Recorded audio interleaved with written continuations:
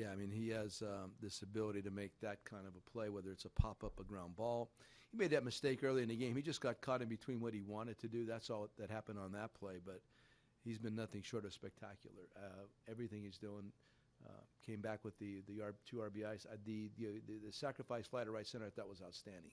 With that two-strike pitch, he just moved the baseball. That's what we need to get done in those particular moments, to base it to left field. But he's been amazing, actually. Yes, sir. Obviously, Adams play was the defensive play of the game. Chris Bryant also made 3 great plays. Yep. One in the stands, Right. backhand play, diamond play. Do you think his defense kind of goes under the radar since he's such a good hitter?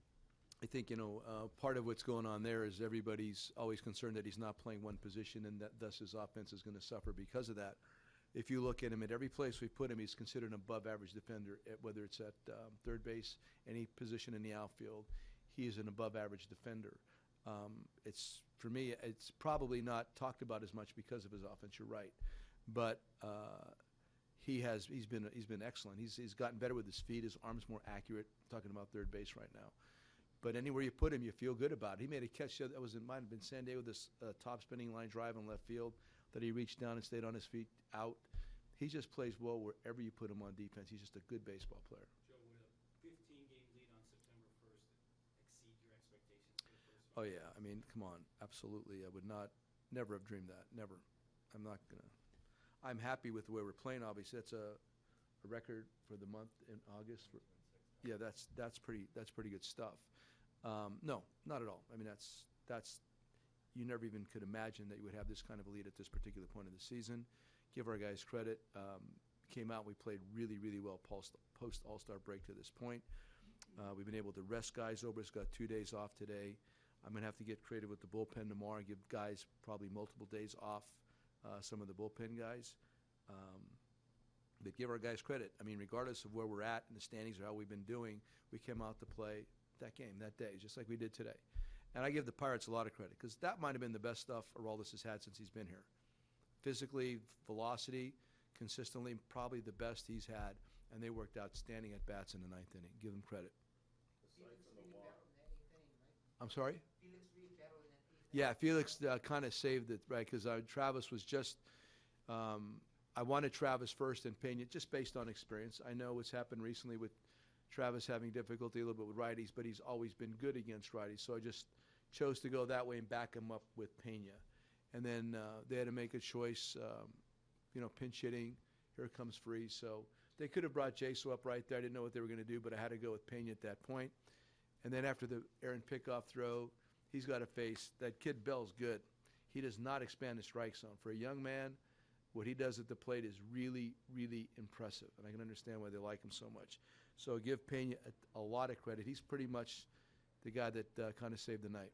Joe, thoughts on Hamill tonight? Outstanding. He was really good.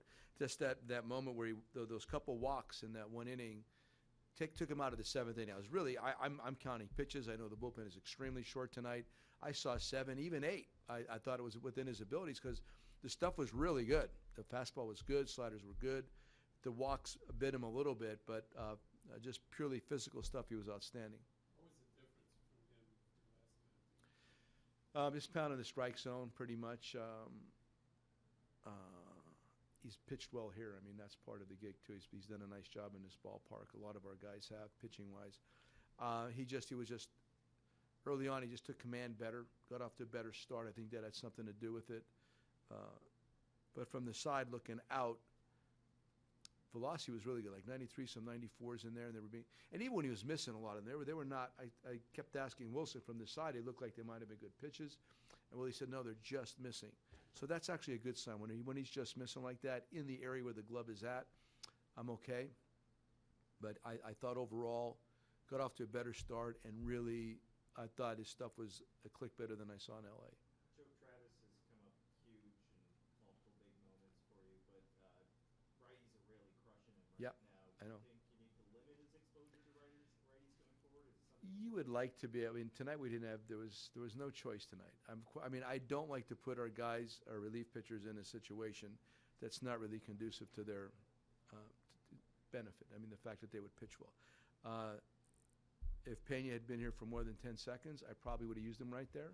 I didn't want to put that all on him and then back him up with Travis, where they could have had their way pinch hitting wise with the righty. So I took a shot.